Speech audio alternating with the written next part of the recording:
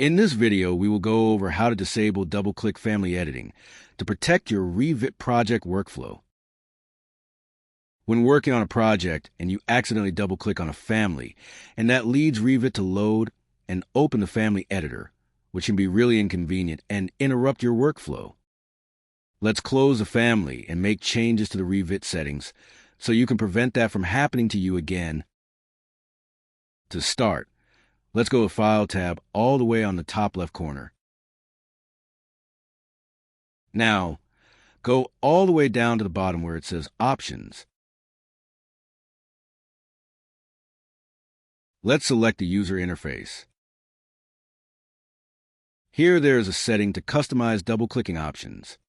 We can now modify this to our liking. Let's select Customize.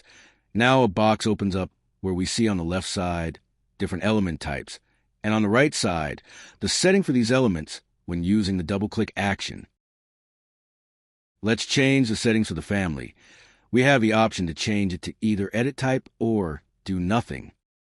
I will change it to do nothing and press OK.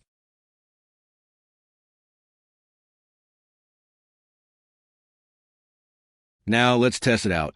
Double-click on a family in your project, and it won't automatically open up to edit the family this time because we made these changes.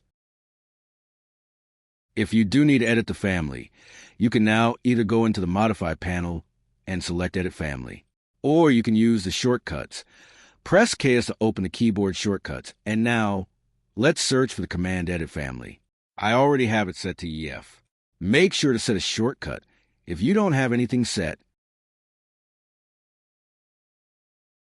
now go back and select the family you want to edit and press EF. It will open up to the family so you can make edits you like. And there you have it.